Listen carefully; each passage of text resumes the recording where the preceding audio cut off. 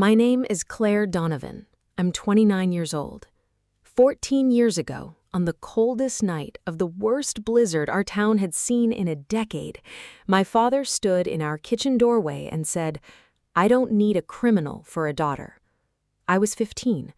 I had nowhere to go, no coat that actually kept out that kind of cold, and no idea that the woman who would save my life that night was about to become more of a mother to me than the one standing behind him, saying nothing. The reason he said it? My younger sister, Brooke, told a lie so precise, so carefully built, that even I almost believed I might have done it. 6 hours later, I was in an emergency room with hypothermia and a concussion, and the woman who found me half frozen in a ditch off Route 9 was sitting in the chair beside my bed when my parents finally showed up. Her name was Diane Whitmore. She ran 3 boutique hotels and a hospitality consulting firm. She looked at my father and said 4 words that I would carry with me for the rest of my life. "This ends here, sir." Last month, I stood at a podium at the Heartland Small Business Excellence Awards as the keynote speaker. My parents didn't know I was coming. My sister definitely didn't know what else I was. Before I tell you what happened when they saw me walk onto that stage, take a second and hit like and subscribe if you find yourself invested in this story already. And if you don't mind, tell me in the comments where you're watching from tonight. I always love reading where this community is tuning in from. Now let me take you back to where it started. Our family ran a diner, Donovan's Kitchen, on Route 9 just outside a small town in the Midwest, the kind of place with a bell over the door and a laminated menu that hadn't changed in 20 years. My grandfather built it, my father ran it, and by the time I was 10, I was doing the books. Not because anyone taught me to love numbers, because nobody else in the family wanted to. I have always been good with patterns, numbers, spreadsheets, the way small discrepancies in a ledger tell you a story before anyone says something out loud. My father used to hand me the register tape at the end of a shift, and I'd find his math errors before he even noticed them. "Sharp kid," he'd say, and go back to what he was doing. Brooke, 2 years younger than me, was good at something else entirely, being adored. She had this way of walking into a room and making herself the center of gravity in it. Customers loved her, family friends loved her. My parents didn't just love her, they orbited her. I remember being 11 years old, winning a regional math competition, trophy, certificate, a photo in the local paper. I ran home holding that trophy like it was the most important object I'd ever touched. My mother was behind the diner counter, and I burst through the back door shouting that I'd won. "That's wonderful, honey," she said, barely looking up from the register. Then Brooke walked in from dance rehearsal crying because a girl in her class had said something about her leotard. My mother's whole body turned toward her like a compass needle finding north. She wrapped Brooke in a hug so tight, I remember thinking, "I want that. Just once, I want that." Nobody asked to see the trophy again. It sat on my dresser collecting dust while Brooke's participation ribbons somehow ended up framed in the hallway. That was the pattern for years. Brooke needed more attention. Brooke was sensitive. Brooke required careful handling. I learned to want less, need less, take up less space at the dinner table and in the family's collective attention. By the time I was 13, I'd stopped bringing home my report cards unless someone asked, because straight A's didn't compete with whatever crisis Brooke was having that week. When I was 14, I got accepted into a 2-week business and finance summer intensive for teenagers, full scholarship, hosted by a nearby university, the kind of program that could actually shape a career. My father glanced at the acceptance letter and said, "That's nice, Claire," before going back to inventory sheets. Brooke burst into tears. "Why does she get to go away for 2 weeks and I have to stay here alone?" My mother put a hand on Brooke's shoulder. "Claire, honey, maybe you could skip it this year. Your sister needs—" "I need you here," Brooke finished, wiping her eyes, and I saw, just for a second, the corner of her mouth twitch, like she was fighting back something that wasn't sadness at all. I didn't go to the program. It was framed as family togetherness, as being the mature one. I learned to be smaller, quieter, undemanding. I told myself I just had to make it to 18, 2 more years, and then I could build a life where I mattered on my own terms. There's a particular kind of exhaustion that comes from being the reliable one in a house built around someone else's fragility. Nobody ever sat me down and told me directly, "Claire, your job in this family is to need nothing," but I understood it anyway, the way children understand things that are never said out loud but are enforced every single day in 100 small ways. When Brooke had a bad day, the whole house rearranged itself around her. When I had a bad day, I learned to have it quietly, in my room, with the door closed, because bringing it downstairs only ever seemed to make things worse for everyone, including me. I used to lie awake some nights doing the diner's books in my head just to fall asleep, running projections, thinking about margins, imagining what I would do differently if it were mine to run. It felt like the one place where I had actual, undeniable competence that nobody could argue me out of. Numbers didn't play favorites. A column either balanced or it didn't. There was something deeply comforting about that growing up in a house where the truth itself seemed negotiable depending on who was crying the loudest. I was wrong about how much time I had left in that house. It ran out in the middle of a blizzard, in a single night, because of a fire that never should have happened and a lie that was built with more precision than anything I'd learned in that math competition. It started small, the way these things always do. Brooke, 16 now, had taken to borrowing small amounts from the diner's tip jar and the register, always claiming she'd put it back later, always somehow never quite doing it. When I mentioned it, gently because I had learned that anything sharper got turned back on me, my mother would sigh and say, "Claire, don't start." Then it escalated. $40 missing from the register on a Tuesday. Brooke told our father she'd seen me near the office that morning, counting bills when I shouldn't have been. I hadn't been anywhere near the office. I'd left early for school that day, and there were 3 witnesses who could have said so if anyone had bothered to ask them. My father called me into the small office behind the kitchen. "Did you take money from the register?" "No, I didn't." "Brooke says she saw you." "Brooke's not telling the truth." His jaw tightened in a way I recognized. "Don't accuse your sister of lying, Claire." "But I'm not the one who—" "Enough." His voice cut through mine like it always did. "I'm disappointed in you. I thought you understood what trust means in this family." I lost my phone privileges for a month. The business intensive program I'd been quietly hoping to reapply for the following summer, gone, because "we can't trust you with independence right now," my mother said. Brooke watched from the stairwell while this happened. When our parents weren't looking, she smiled at me, a small, satisfied smile, like she'd just run a successful test and confirmed her hypothesis. That missing $40 was the test run. She was learning exactly how far she could push and exactly how little proof she'd need. The pattern accelerated after that. A broken supply order. My fault, somehow, even though I hadn't placed it. A failed health inspection prep. I should have caught it, even though inventory wasn't my job. A rumor at school that I'd been bad-mouthing a teacher. I must have started it, even though I'd never even had that teacher for a class. I stopped defending myself. What was the point? My parents believed Brooke's tears over my calm, factual explanations every single time, without exception. By 15, I felt like a ghost inside my own house, present but invisible, except when someone needed a name to attach to a problem. Then came the fire. It happened on a Thursday in January in the dry storage room behind the kitchen.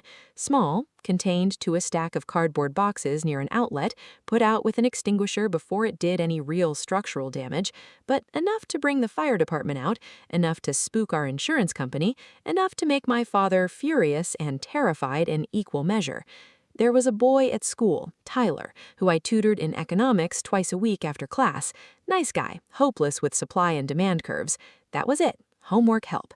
But Brooke had liked Tyler since the 8th grade, had practiced writing his last name next to hers in a notebook I'd once seen by accident when I went to return a pen I'd borrowed.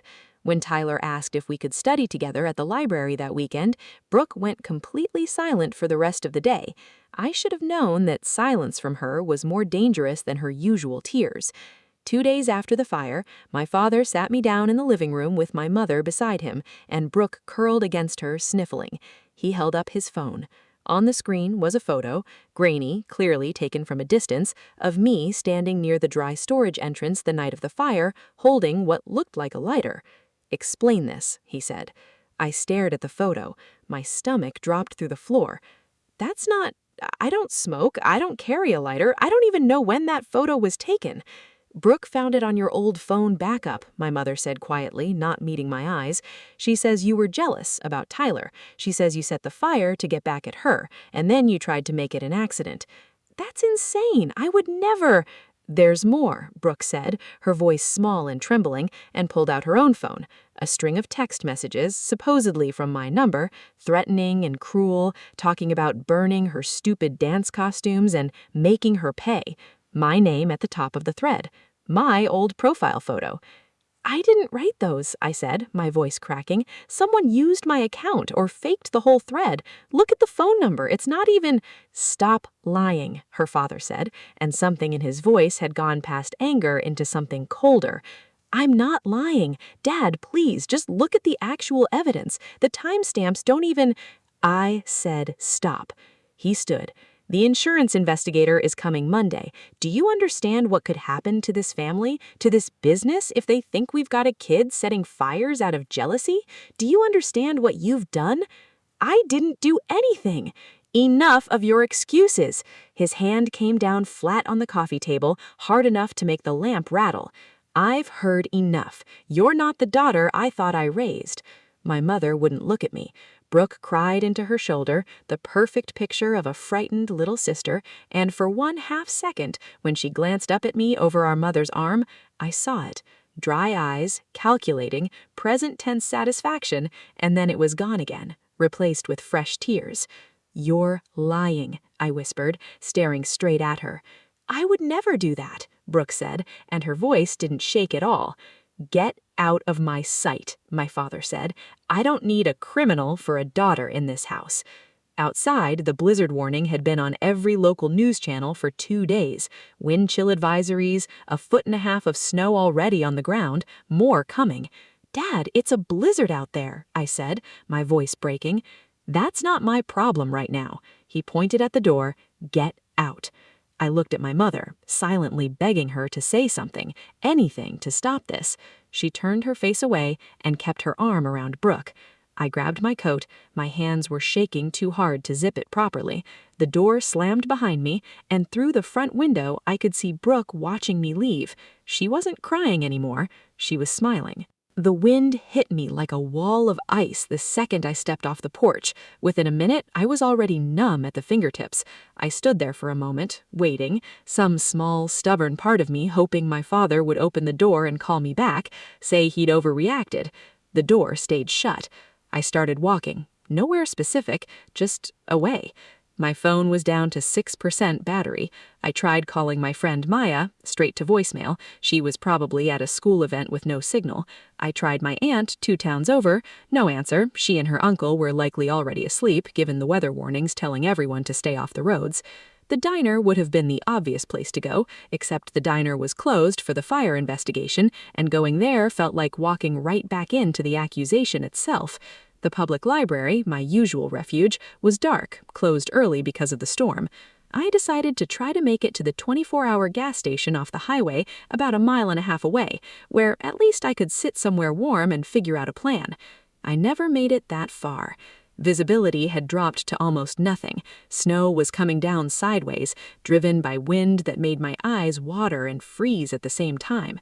I was crossing an intersection I'd crossed 100 times before, and I genuinely believed the signal was in my favor, but between the snow and the dark and the roar of the wind, I didn't see the headlights until they were already on top of me. The car's horn, brakes locking and skidding on ice instead of stopping. The impact caught my hip and spun me sideways into a snowbank, and my head cracked against something solid, the curb maybe, or the frozen ground beneath the snow. Pain exploded white-hot through my skull, and then everything tilted sideways and wrong. I heard a car door, footsteps crunching through snow at a dead run. Oh my God, sweetheart, can you hear me? Don't move, don't try to move, I'm calling 911 right now. A woman's voice, calm under the panic, the kind of calm that comes from someone used to handling emergencies. Her hands were on my shoulder, careful, checking for injuries with the practiced motion of someone who'd clearly taken more than one first aid course. "What's your name, honey? Stay with me." "Claire," I managed, barely a whisper, tasting blood. "Okay, Claire, I'm Diane. Help is coming. Do you have parents I can call?" Something in me, cold, exhausted, and past caring what it cost me to say it, just told the truth. "They don't want me. They kicked me out, said I was a criminal." Her face changed. I could see it even through the blur of pain and snow. "You're going to be okay," she said, and her voice shook slightly for the first time. "I promise you, you're going to be okay." Sirens, far off but getting closer. Her face was the last clear thing I remember before everything went dark. I don't remember the ambulance. I don't remember arriving at the hospital. My first real memory afterward is sound, the steady beep of a monitor, fluorescent light humming somewhere above me, and a voice I recognized from the snow. "She has a concussion and moderate hypothermia. We want to keep her overnight for observation, minimum." "I'm staying," the woman said, firm now, not panicked. "I'm not leaving her alone in this hospital." "Ma'am, are you family?" "I'm the one who hit her with my car. I'm staying until her parents show up, and then I'm staying a while longer than that, honestly." Time passed strangely after that. I drifted in and out. At some point I heard new voices, my father's, strained, trying to sound authoritative. "We're Claire's parents, Mr. and Mrs. Donovan." "I'm Diane Whitmore," the woman said. Cool, professional. "I own the Whitmore Hospitality Group. I'm also the one who hit your daughter with my car during a Category 2 blizzard at 11 o'clock at night while she was walking alone." "It was an accident," my father said quickly. "She ran out into the road. We don't blame—" "She was 15 years old," Diane said, and her voice had an edge now that could cut glass. Why was she outside, alone, in that storm? Silence. "Mr. Donovan, I asked you a question. There was a family situation, a trust issue at our business." "A trust issue," Diane repeated slowly. "What kind of trust issue results in a child being sent out into a blizzard?" "You don't understand the whole situation. Then explain it to me, because your daughter told me before she lost consciousness that her parents had called her a criminal and thrown her out. I'd love to hear the part I'm missing." More silence. I heard Brooke's voice, small and frightened. "She's exaggerating. She does that." "She was barely conscious," Diane said. "She wasn't exaggerating anything." I heard footsteps moving away from my bed. "I need to speak with hospital social services, now." "That won't be necessary," my father said, trying and failing to sound in control. "We're her parents. We'll handle this." "With respect, sir, you've handled quite enough already tonight. The moment you sent a minor out into a life-threatening storm, this stopped being a private family matter." A police officer's voice joined the conversation not long after. Questions. My mother's voice, shaking now, insisting they hadn't done anything wrong, that it had been a difficult situation, that they loved their daughter. I managed to flutter my eyes open enough to see blurred shapes, my father's silhouette, Brooke half hidden behind him. Diane noticed immediately. "She's waking up. Everyone needs to step out, now." "She's our daughter," my father started, "and I'm the one who's not leaving this room. Out." The door closed. I felt her hand close gently around mine. "You're safe now. I promise you're safe." I wanted so badly to believe her. I hadn't felt safe in years. When I woke up 3 days later, my parents were gone. Diane was still there. She'd kept her promise. She hadn't left me alone once. The concussion kept me in the hospital 5 days total. Diane came every single one of them, brought books, talked to me about business, about finance, about futures I genuinely never let myself imagine before. My parents visited once, awkward and stiff, brought a bag of clothes and some schoolwork, stood at the foot of my bed like strangers. "We're glad you're okay," my mother said. Neither of them apologized. Neither of them asked if I wanted to come home. Brooke didn't come at all. On the 5th day, a hospital social worker named Renata sat down with me and explained gently that I had options, that I didn't have to go back to that house if I didn't want to. Diane, standing in the doorway, said quietly, "She could stay with me. I've already started the paperwork for emergency guardianship if she wants it." I stared at her. "Why would you do that? You don't even know me." She sat on the edge of my bed. "Because someone did the same thing for me once. When I was 17, my family cut me completely off. A former teacher of mine took me in, and it changed the entire direction of my life." She squeezed my hand. "You have a mind for this world, Claire. Numbers, patterns, systems. You already think like someone who builds things. Don't let anyone convince you that you're the problem in that house." I made my decision in that hospital bed. I chose different. Renata, the social worker, walked me through what emergency guardianship would actually mean in practice, that it wasn't permanent immediately, that there would be caseworker visits, that my biological parents would be notified, and would have the right to contest it in family court if they chose to. I remember asking her, half terrified, "What if they fight it? What if they say I'm the one lying about all of this?" She looked at me steadily and said, "Then the record from that night, the police report, the hospital intake notes, the statement Miss Whitmore already gave, speaks for itself. You don't have to convince anyone of anything you don't want to. The facts are already written down." That sentence stayed with me longer than almost anything else from that entire year. The facts are already written down. It was the first time in my life I understood that the truth didn't need me to defend it out loud, over and over, the way I'd been doing for years at home. Sometimes the truth just needed a system that was actually willing to look at the paper trail instead of whoever cried the hardest in the room. My parents did not contest the guardianship. I found out much later, through Renata, that they'd been advised by their own attorney that fighting it publicly would mean the insurance investigation to the diner fire, and every uncomfortable detail about that January night would end up part of the court record. They let it go quietly instead. I don't know to this day whether that decision came from shame or fear, or something that might have actually resembled love buried under all of the rest. I've stopped needing to know. 6 months later, I was living in Diane's guest room in a quiet house full of business books and industry journals and the low hum of a life that finally felt stable. I transferred schools. Nobody there knew about Brooke, about the fire, about being called a criminal. I was just Claire, sharp, focused, finally free to actually breathe. Diane exposed me to an entire world I hadn't known existed. Hotel operations, hospitality finance, small business lending, franchise structuring.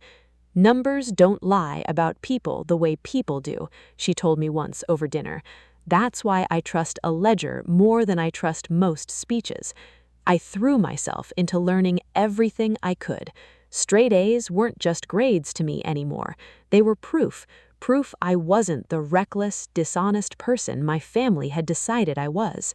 By my senior year of high school, I had a plan: study finance and business administration, specialize in small business lending and turnaround consulting, and eventually build something that would help people who'd been failed by the systems and families that were supposed to protect them. I called it the Foothold Fund. Simple, clear. By 28, we'd restructured debt and saved 11 small businesses from bankruptcy across 3 states, protecting over 140 jobs in the process. Local business journals started paying attention. I gave interviews, spoke at small conferences, always described my personal story only in the vaguest terms. A girl who'd been failed by people who were supposed to protect her, who found a mentor who believed in her instead. I never named names. And then, one ordinary Tuesday at the office, everything folded back in on itself. My colleague, David Park, knocked on my office door holding a folder. "Claire, you need to see this one. It came in through the Regional Small Business Loan Review Board, a distressed diner, Route 9, family-owned for 3 generations. They're 2 payments behind and about to default on an expansion loan they took out for a second location." I glanced at the file almost automatically before the name registered. Donovan's Kitchen. My stomach dropped straight through the floor of my own office. "Claire, you okay? You've gone white." That's my family's diner," I said quietly. David sat down slowly. "Do you want me to reassign the account? I can hand it to someone else on the team, no explanation needed." I stared at the file. Loan documents, a personal guarantee signed by my father, a co-signature, Brooke's, because apparently she now ran daily operations and had taken out the expansion loan against the original property, using the diner itself as collateral. "What's the situation exactly?" I asked. "They expanded 2 years ago, opened a second location downtown, over-leveraged themselves badly. The second location's been bleeding money since it opened. They're 90 days behind on the original property loan. If they default, the bank forecloses on the building your grandfather built. Foothold Fund got approached because we specialize in exactly this kind of restructuring, family businesses on the edge, worth saving if the terms get fixed instead of the business getting liquidated." I sat with that for a long moment, 14 years of silence, of built distance, of a life I had built specifically far away from that family, and now, by pure coincidence of my own professional specialty, I held the exact kind of financial leverage that could either save that diner or let it collapse entirely. "Do they know Foothold Fund is considering the account?" I asked. "They know a fund is reviewing it. They don't know your name's attached to it. All correspondence has gone through me and the underwriting team so far." I pulled the full underwriting file myself that first night, alone in my apartment, long after David had gone home. I told myself it was due diligence. It was also, if I'm honest, the first real look I'd had into my family's life in 14 years, laid out in the one language I'd always trusted more than any of them: numbers. The original diner property had been paid off entirely by my grandfather decades ago, which meant it should have been the most stable asset the family owned. The downtown expansion loan, though, had been structured against that same paid-off property as collateral, a decision that told me a bank had been comfortable lending against real, tangible equity rather than against Brooke's business plan alone, which meant someone at that bank had genuinely believed in the underlying idea, even if the execution had gone sideways.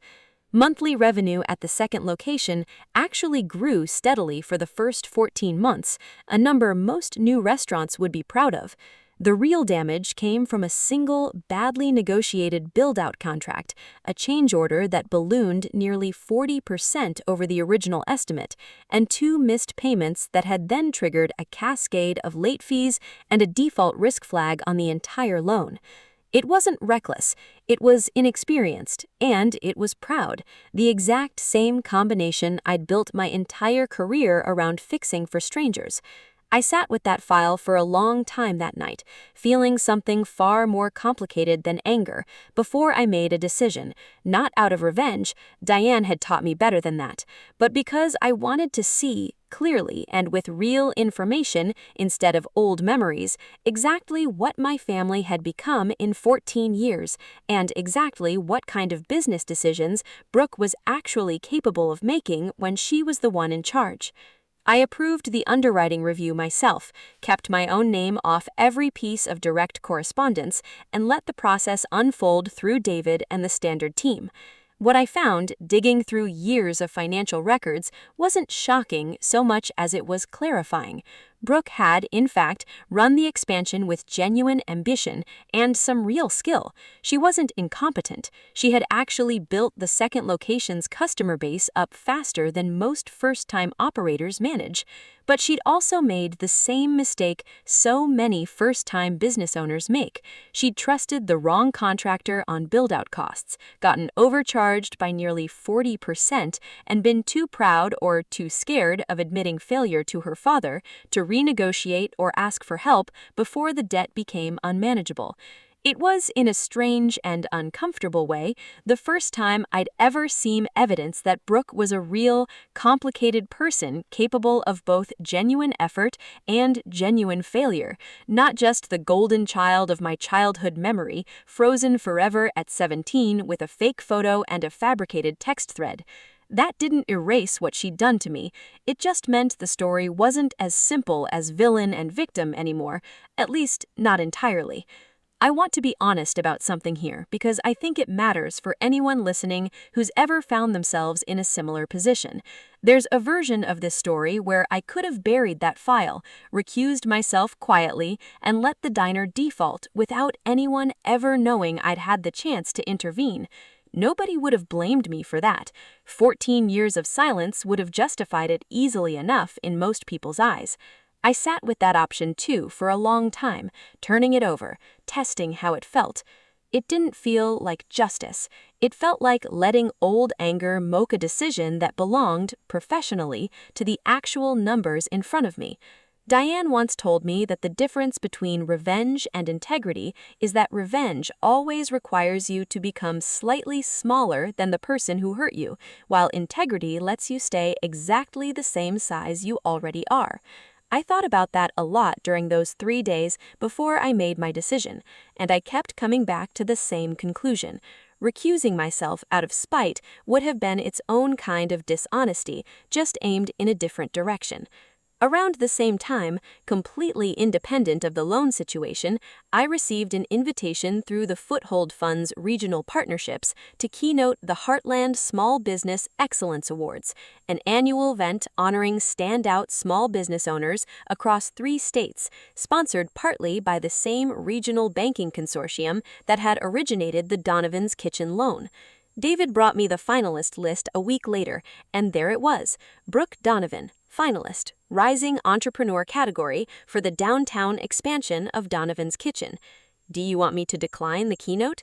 David asked, watching my face carefully.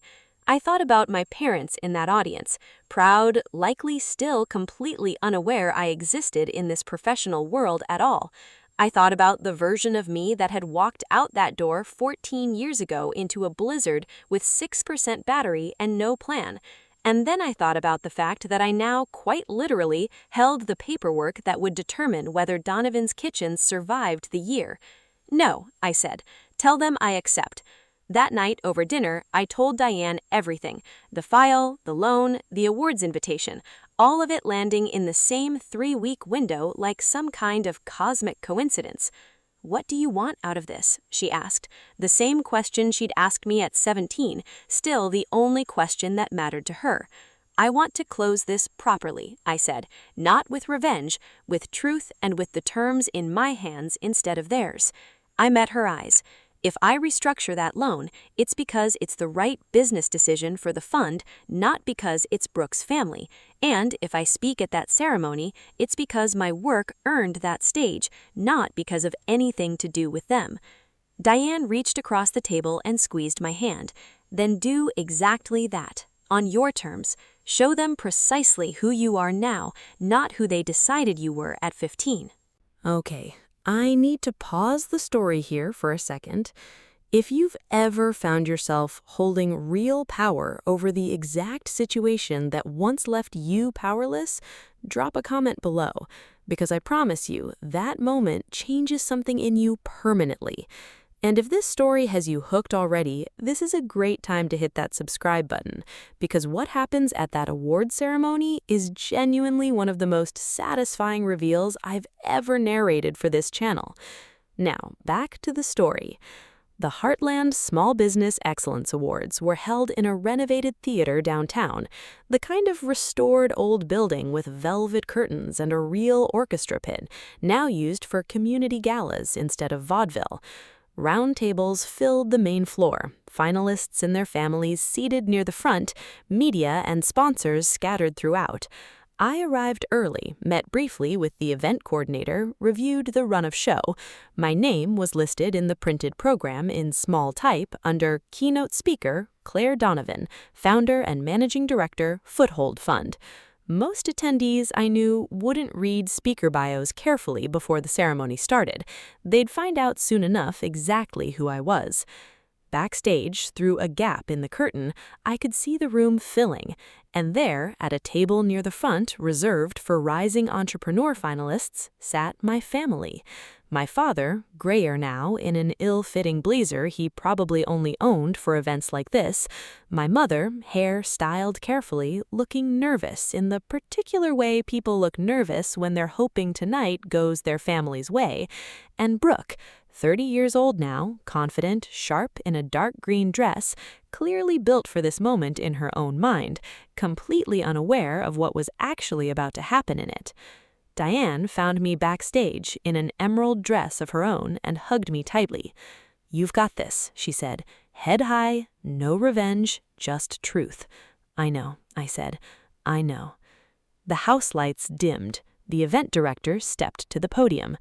"Welcome, everyone, to the 12th Annual Heartland Small Business Excellence Awards, celebrating the entrepreneurs who keep our communities thriving." Applause rippled through the theater. Before we announce tonight's category winners, please welcome our keynote speaker, the founder of the Foothold Fund, which has helped restructure and save 11 small businesses across 3 states over the past 4 years, Ms. Claire Donovan. I stepped into the light. The stage felt enormous, the podium centered under a single spotlight, the audience blurring beyond the first few rows into a sea of faces. I walked with even, measured steps toward the microphone, and as I crossed the stage, I saw the exact moment Brooke's expression changed. Her hands, mid-applause, simply stopped moving. Confusion first, then the slow arrival of recognition, then something closer to horror. Beside her, my father was still clapping politely, not yet having connected the name in the program to the daughter he hadn't seen in 14 years. My mother's hand drifted slowly toward her chest. I reached the podium, adjusted the microphone, and let the room settle into quiet before I spoke. "Good evening. Thank you for that generous introduction." My voice carried clean and steady across the theater. "Tonight, I want to talk about something every small business owner in this room understands better than almost anyone else: what it means to be underestimated and what you do with that afterwards." I saw my father's head tilt slightly, trying to place my voice against some old buried memory. 14 years ago, I was 15 years old, and I was told, by people who were supposed to protect me, that I was fundamentally untrustworthy, that I was in fact dangerous, a liability to my own family's future. I was sent out of my home during a blizzard with those words behind me, and very little else. A ripple of uncomfortable shifting moved through the crowd. My mother's hand found my father's arm and gripped it. I was hit by a car less than 2 miles from that house. I nearly died that night, and the woman who hit me with her vehicle ended up being the person who saved my life, not just physically, but in every way that actually matters. She became my mother in every sense of the word that counts, even though we don't share a single strand of DNA. Brooke had gone completely still in her seat. Her friends at the table, other finalists I didn't recognize, were starting to glance between her and the stage, connecting the dots in real time. That woman taught me that family isn't determined by blood, it's determined by who actually shows up consistently for years without asking for anything in return. She also taught me finance, business structuring, and the kind of patience it takes to actually rebuild something, a person or a business, instead of just tearing it down out of anger. I paused, let the room settle, then continued. I built the Foothold Fund because I understand something most large financial institutions never bother to learn. Small, family-run businesses usually don't fail because the people running them are foolish. They fail because they're proud and scared and unwilling to ask for help until it's almost too late. Sound familiar to anyone in this room? A soft ripple of recognition laughter moved through the audience, the specific kind of laughter that comes from people who've genuinely lived that exact fear. Over the past 4 years, my fund has restructured debt for 11 small businesses, protecting 140 jobs across 3 states, simply by treating struggling business owners like people worth investing in instead of liabilities worth abandoning. I let that land, because I know, better than almost anyone in this building, exactly what it feels like to be treated as a liability instead of a person worth investing in. My father's face had gone pale. My mother was gripping his arm with both hands now. So tonight, before we celebrate this year's finalists, I want to say one more thing. I looked out across the room and deliberately, for just a moment, directly at the table where my family sat. Your worth is never determined by who decides to believe in you. It's determined by what you build after they don't. That applies to every single business owner in this room fighting to keep their doors open right now, and it applied to me. The applause that followed built slowly, then swelled into a full standing ovation, most of the room rising, genuinely moved. My family did not stand. My father sat frozen, hand over his mouth. My mother was crying, mascara already smudging. Brooke sat rigid, staring at her lap, unable to meet a single eye at her own table. I stepped back from the podium, walked off into the wings, and finally let myself breathe. The ceremony continued. Category winners were announced. When Brooke's name was called for Rising Entrepreneur, she did win on the actual merits of the business she'd built, which felt strange and true at the same time. Her applause was thin, distracted, half the room still processing what they'd just heard rather than celebrating what was happening now. After the ceremony closed, David found me in the reception area. "David, Claire, your family's asking to speak with you. They're by the side entrance." My stomach tightened, but I straightened my shoulders. "I'll talk to them, on my terms. Diane, will you stay close?" "Front row, always," she said, and squeezed my hand. I walked toward the side entrance where they stood by a pillar, looking smaller than I remembered them. My father's face was gray. My mother's makeup was smeared. Brooke hovered slightly behind them both, eyes red. "You didn't tell us you'd be here," my father said first, voice unsteady. "I didn't know you'd be a finalist," I said honestly. "I found out about the loan review through work, completely separate from the event invitation. Both just happened to land in the same few weeks." "The loan," my mother said slowly, understanding arriving in her expression. "That's you're the one reviewing our loan?" "My fund is, yes. I haven't made a final recommendation yet. I want to be honest with you, I only just found out the diner was even in trouble. I didn't go looking for this situation, it found me." My father's hands were shaking. "Claire, we were wrong about that night. About all of it, honestly, for years before that night, too." "I know," I said quietly. "It took you 14 years to say that out loud." "Brooke told us the truth finally 6 months ago, about the photo, the messages, all of it. She'd faked everything. We should have believed you back then. We didn't even really try." I looked at Brooke, who hadn't said a single word yet, just stood there with her arms wrapped around her. "Why now?" I asked her directly. "Why tell them after all this time?" "Because I was drowning," she said, cracking, "in the business, in the lies, in all of it. I couldn't keep pretending I was the person everyone thought I was. I'm sorry, Claire. I know that doesn't undo 14 years. No, I said. It doesn't. I let that sit for a moment, not cruelly, just honestly. I forgive you enough to not carry hatred around for the rest of my life. That's for my own peace, not yours. But I don't know if I want a relationship with any of you. I need time, and I need you to actually respect that instead of pushing for more than I'm ready to give. What happens to the loan? my father asked, and I could hear how much it cost him to ask that question directly instead of assuming an answer. My team will make that recommendation based on the actual numbers, the actual risk profile, and the actual plan for repayment, the same standard we apply to every account, not based on our history. That's the only way I know how to do this job with integrity, and honestly, it's the only way I'd want to do it. I saw something shift in my father's face. Not relief exactly, but something closer to respect, maybe for the first time in either of our lives. For what it's worth, I added, Brooke built real value into that downtown location. She got overcharged badly on build-out costs and didn't ask for help soon enough. That's a fixable problem. It's not a character flaw. It's just a mistake, the kind almost every first-time business owner makes at some point. My father let out a breath he seemed to have been holding since I first walked out on that stage. "You could have let it fail," he said quietly. "After everything, nobody would have blamed you."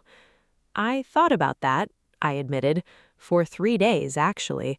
I decided a long time ago that I didn't want to become someone who makes professional decisions out of old anger. That's not the same thing as forgiving what happened. It's just a different set of standards I hold myself to now, regardless of who's on the other side of the ledger. He nodded slowly, and for the first time since I was 15 years old, I saw something in his face that looked less like defensiveness and more like genuine, uncomfortable self-recognition. Brooke looked up at me, something raw and grateful crossing her face. "Thank you," she said quietly, "for saying that. And for everything else, even though I don't deserve it." "You don't have to earn honesty from me," I said. "I'm just not ready to give you closeness yet. Those are two different things." I said my goodbyes, found Diane waiting exactly where she'd promised to be, and we walked out into the cool night air together. In the weeks that followed, Foothold Fund's underwriting team, working independently of me, exactly as I'd insisted, approved a restructured loan for Donovan's kitchen, with revised terms, a longer repayment window, and a mandatory business mentorship component that Brooke would need to complete. It was, by every objective financial measure, the right decision for a business worth saving. It had nothing to do with forgiveness, and everything to do with sound underwriting. David told me afterward that it was one of the cleanest restructuring cases the team had reviewed all year, precisely because the underlying fundamentals were sound, and the failure had been a single fixable contracting mistake rather than a pattern of mismanagement. I remember feeling an odd, quiet satisfaction reading that assessment, completely separate from anything to do with family. It was the same satisfaction I felt with any of our 11 other restructured businesses, the simple, uncomplicated pleasure of watching a fixable problem actually get fixed for people who genuinely deserved the chance to fix it. Brooke completed the mandatory mentorship program over the following year, paired with one of our senior advisors rather than with me directly, which had been my one condition going in. I heard secondhand through David that she'd taken it seriously, renegotiated her supplier contracts, brought in a part-time bookkeeper instead of trying to manage everything herself, and turned the downtown location profitable within 11 months. I felt something unexpectedly close to pride when I read that update, tangled up with everything else I still hadn't fully sorted through about her. My father sent one email a few weeks later, just 3 lines. "We're proud of you, even though we know we don't have much right to be.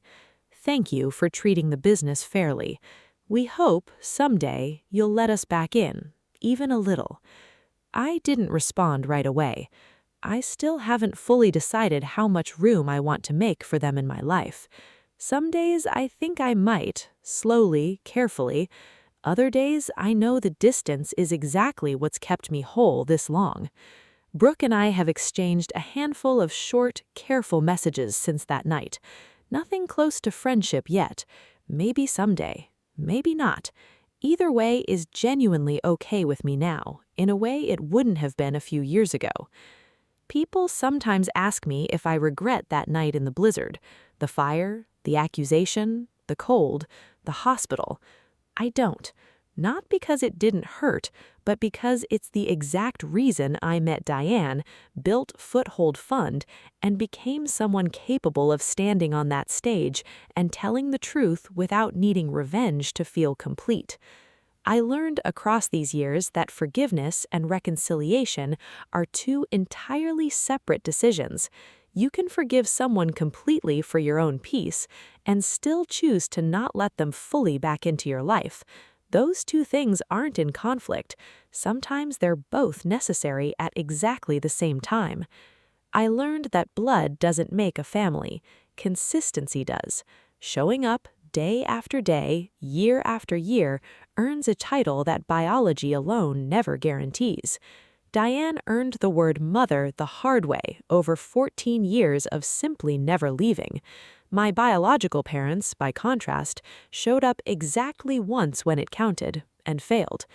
I also learned, more slowly and more reluctantly than I expected, that people are rarely as simple as the worst thing they've ever done to you.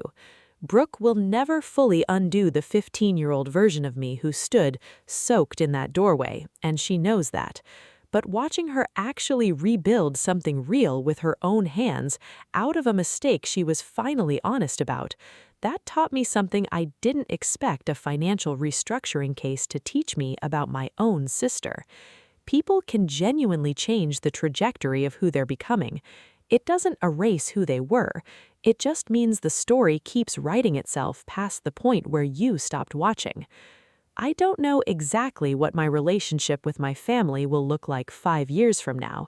Maybe distant and cordial, maybe something a little warmer than that, slowly, carefully, on my terms and my timeline. I've stopped needing to know the ending in advance.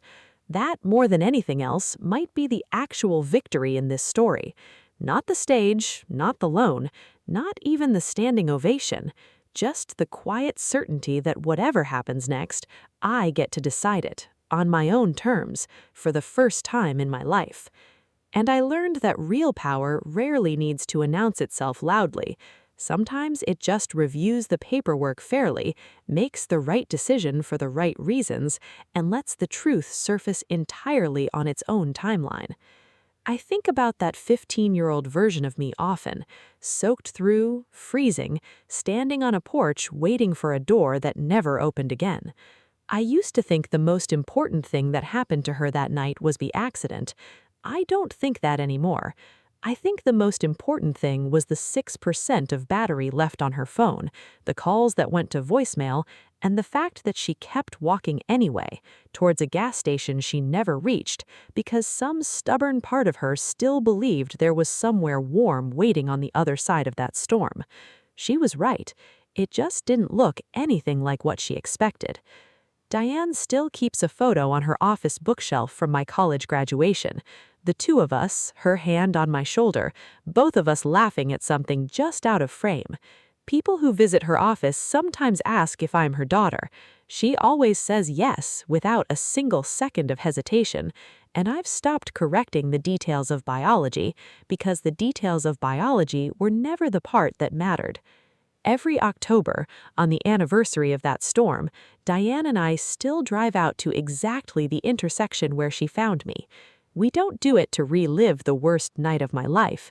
We do it because it's the place where two strangers' lives collided in the middle of a blizzard and somehow built something neither of us expected.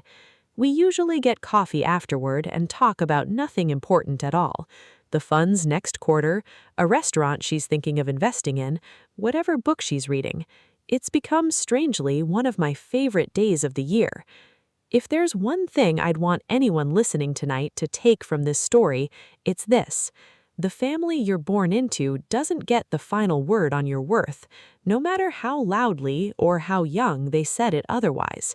Sometimes the truest family finds you in the middle of the worst night of your life, driving too fast in a blizzard, exactly when you need them most.